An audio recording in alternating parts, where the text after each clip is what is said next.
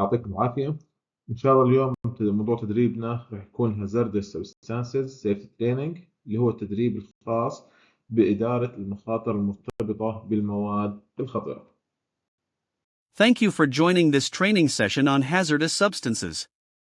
Today we will be diving into crucial information that will help us understand and manage hazardous substances effectively in our workplace. Presentation outline. Objectives. Introduction. Procedure. Training evaluation. Exam. Training objectives. Identify hazardous substances. Assess and manage risks. Proper handling and storage. Emergency response procedures. Labeling and documentation. Introduction to hazardous substances. Definition: hazardous substances are materials that pose risks to health, safety, or the environment. Examples: cleaners, adhesives, paints, solvents, pesticides, inks, lubricants, and fuels. Physical status. Solids: these can include powders, dust, and granules. Examples are asbestos fibers and lead dust. Liquids: hazardous liquids can be flammable, corrosive, or toxic. Examples include gasoline, sulfuric acid, and mercury. Gases: these can be toxic, flammable, or reactive. Examples include chlorine gas, hydrogen sulfide, and propane. Vapors: vapors are the gaseous form of substances that are typically liquids at room temperature. Examples include benzene vapor and acetone vapor. Fumes: these are tiny solid particles suspended in air, often produced by combustion or chemical reactions. Examples include welding fumes and metal fumes. Mists: mists are tiny liquid droplets suspended in air, often created by spraying or condensation. Examples include acid mists and pesticide mists. Types of hazards. Health hazards. Acute effects: immediate health effects like irritation or poisoning. Chronic effects: long-term health effects such as cancer or organ damage. Physical hazards. Flammability: risk of catching fire. Corrosive: damage to materials or skin. Explosibility: risk of explosion. Environmental hazards. Air pollution. Water pollution. Soil contamination. Chemical spills. Nuclear accidents. Routes of exposure. Inhalation. Do we breathe it in? This is the most common route of entry. Absorption. Does it pass through the skin, eyes, or other membranes? Ingestion. Do we eat or drink it? Injection. Does it enter through a puncture or cut? Safety Data Sheets, SDS. Purpose: provide detailed information about the hazards of a chemical and how to handle it safely. Key sections: identification, hazard identification, composition, first aid measures, firefighting measures, accidental release measures, handling and storage, exposure controls/personal protection, physical and chemical properties, stability and reactivity, toxicological information. Distribution and posting locations. Work areas: post SDS in areas where hazardous chemicals are used or stored. Accessible locations: ensure SDS are easily accessible to all employees, such as in break rooms, near chemical storage areas, and on the SharePoint. Emergency response stations: place SDS at emergency response stations for quick reference during incidents. Waste collection areas: post SDS in waste collection areas where contaminated containers of chemicals are collected to ensure safe handling and disposal. COSH assessment. Definition: COSHH, control of substances hazardous to health, is a regulation that requires employers to control substances that are hazardous to health. Purpose: to protect workers from health risks associated with hazardous substances. Control the inventory. Ensure the chemical inventory register sheet is updated regularly to accurately reflect the current stock, including details such as chemical names, quantities, storage locations, and dates of receipt. Labeling and signage. Importance of labels. Safety helps workers and emergency responders quickly understand the hazards associated with chemicals. Compliance, required by authorities for labeling hazardous materials in containers. GHS Standard. Definition: the globally harmonized system of classification and labeling of chemicals, GHS, is an internationally agreed upon standard managed by the United Nations. Purpose: to standardize the classification and labeling of chemicals worldwide, replacing various national and regional systems. Labeling requirements. Pictograms, universal symbols indicating the type of hazard, e.g., flame for flammability, skull and crossbones for toxicity. Signal words, danger or warning to indicate the severity of the hazard. Hazard statements, describes the nature and degree of the hazard, e.g., causes severe skin burns and eye damage. Precautionary statements, provides advice on how to minimize or prevent adverse effects, e.g., wear protective gloves. GHS Hazard Classification Scale. Category 1, highest level of hazard. Category 2, high level of hazard. Category 3, moderate level of hazard. Category 4, lowest level of hazard.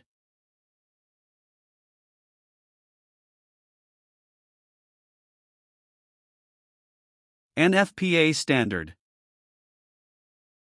Definition: the National Fire Protection Association, NFPA, developed a labeling system to identify the hazards of chemicals and provide information for emergency response. Purpose: to enhance safety by providing clear and standardized hazard information on chemical containers. NFPA label components. NFPA Diamond. Description: the NFPA diamond is divided into 4 quadrants, each representing a different type of hazard. Quadrants. Health hazard, blue indicates the level of health risk. Flammability hazard, red indicates the risk of fire. Instability hazard, yellow indicates the risk of chemical reactivity. Special hazard, white indicates specific hazards such as oxidizers or water-reactive substances. 2. Hazard ratings. Scale, each quadrant uses a numerical scale from 0 to 4 to indicate the severity of the hazard. 0. Minimal hazard. 1. Slight hazard. 2. Moderate hazard. 3. Serious hazard. 4. Severe hazard. 3. Special symbols. Examples. OX indicates an oxidizer. W indicates a substance that reacts with water. Labeling requirements. Proper labeling, ensure all containers of hazardous substances are labeled. Visibility, labels must be clearly visible and legible to all personnel handling the chemicals. Regular updates, update labels regularly to reflect any changes in hazard information or chemical composition. Training, provide training to employees on how to read and interpret labels. Monitoring, monitoring compliance with labeling requirements through regular inspections.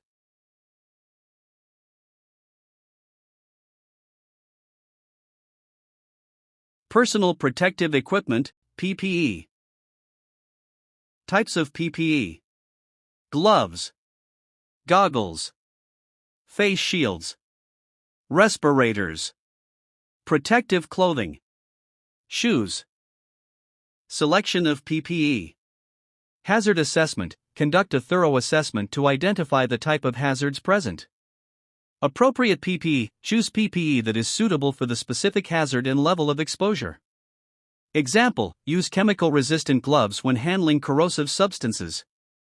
Fit and comfort, ensure PPE fits properly and is comfortable to wear for extended periods. Example, conduct fit testing for respirators to ensure a proper seal. Common wrong practices. Using damaged or expired PPE. Wearing PPE incorrectly.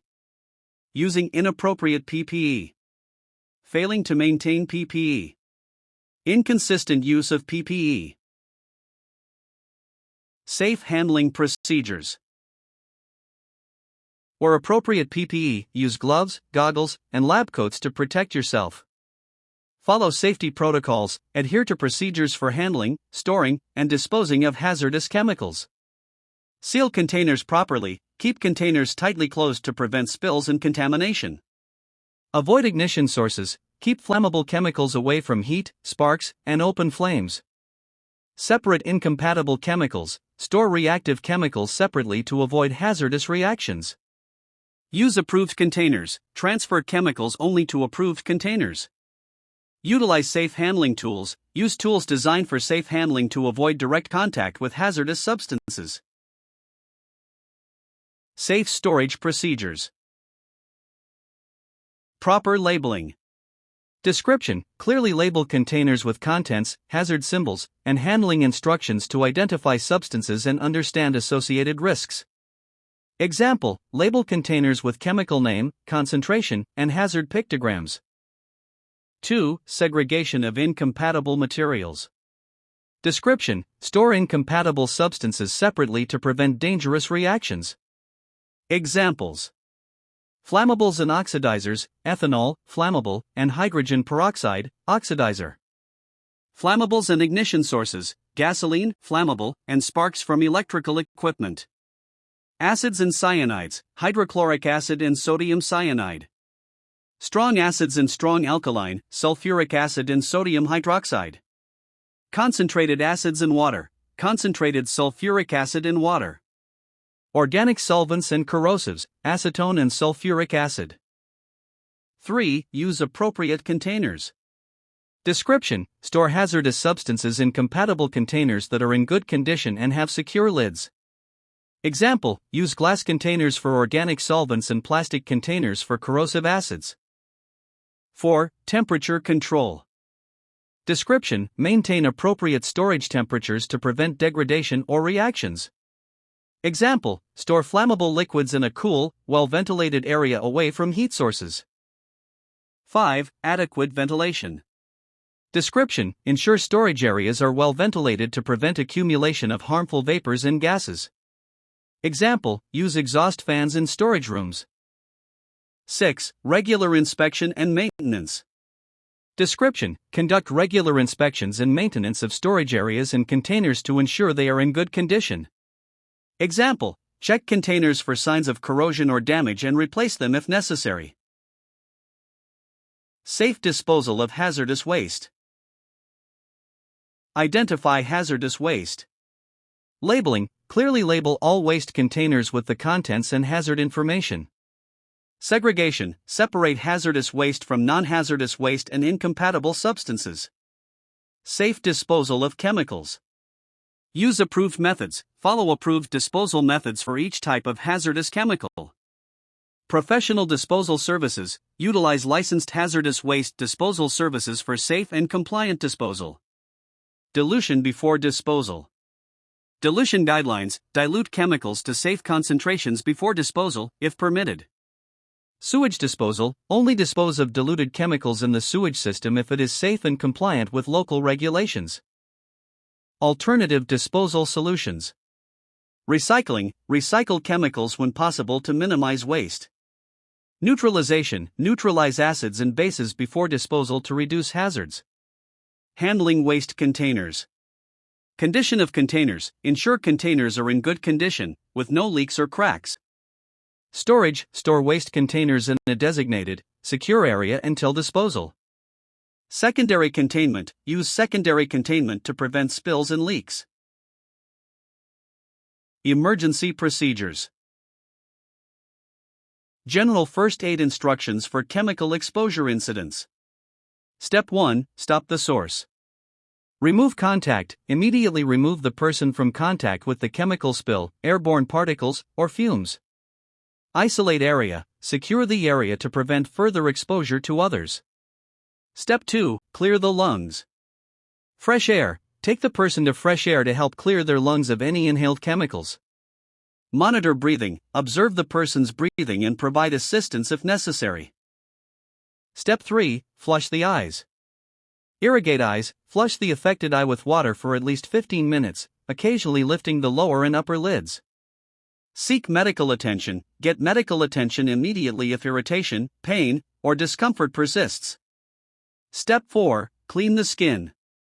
Remove contaminants, brush off any water-activated chemicals, e.g., lime, from the skin before using water. Flush skin, flush the contaminated skin with water for at least 15 minutes. Remove clothing, promptly remove contaminated clothing and continue flushing the skin. Step 5. Ingestion. Do not induce vomiting. Do not induce vomiting unless directed by medical personnel. Rinse mouth. Rinse the mouth with water and seek medical attention immediately. Step 6. Seek medical attention.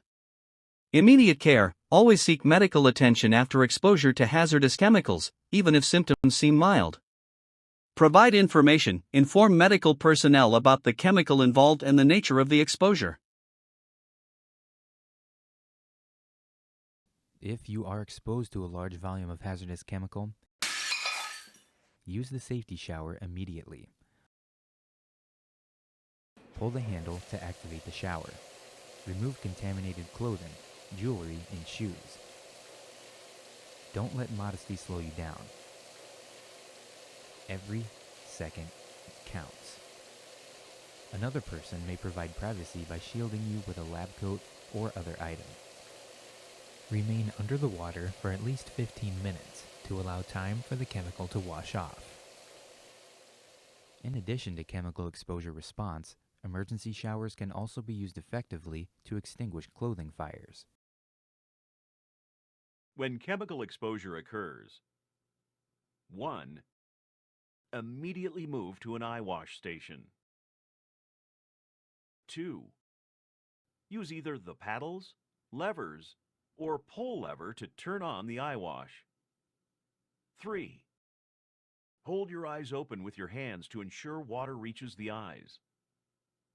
4. Flush the eyes for 15 to 60 minutes, depending on the corrosive qualities of the chemical.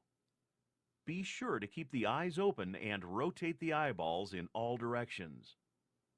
And 5. Once flushing is complete, turn off the eye wash. Follow these guidelines for eye wash use. Never hesitate to use an eye wash if needed. Have a coworker contact emergency medical assistance immediately. If there is no one to ask, rinse for the allotted time recommended in the SDS and then seek medical assistance. If irritation persists, repeat the flushing procedure. Do not use lab or drench hoses as an eye wash. These hoses are typically used for cleaning and may not be sanitary. Never rely on sink faucets to replace an eye wash. Some outdoor eye washes may run discolored water for a few seconds. Never hesitate to use them immediately when needed. Do not use the shower for any other purpose that might inhibit the immediate use for an emergency. And beware of slippery floors during and after use. Spill response. Step 1. Assess the situation. Identify the spill substance, determine the type of substance spilled, e.g., oil, acid, solvent, and assess associated risks. Initial risk assessment. Evaluate the potential hazards to people, property, and the environment. Step 2. Alert the appropriate personnel. Notify supervisors. Inform supervisors and relevant personnel about the spill immediately. Emergency response team. Contact ERT if the spill poses a significant risk. Step 3. Secure the area. Evacuate the area if necessary to ensure the safety of all personnel. Control access. Restrict access to the spill area to prevent further exposure. Step 4. Equip with appropriate PPE. Personal protective equipment, PPE. Ensure all responders wear appropriate PPE, such as gloves, goggles, respirators, and protective clothing. Check PPE. Verify that PPE is in good condition and fits properly. Step 5. Contain the spill. Use spill kits. Utilize spill kits containing absorbents, booms, and barriers to contain the spill. Prevent spread. Place spill socks and absorbents around drains and sensitive areas to prevent the spill from spreading. Step 6. Clean up the spill. Absorb and neutralize. Use appropriate materials to absorb and neutralize the spill. Dispose of waste, collect and dispose of contaminated materials safely and in accordance with regulations. Step 7. Report and document the spill. Record details, document the spill, including the substance involved, quantity, response actions, and any injuries or damages. Report to authorities, report the spill to relevant authorities as required by regulations. Unsafe practices.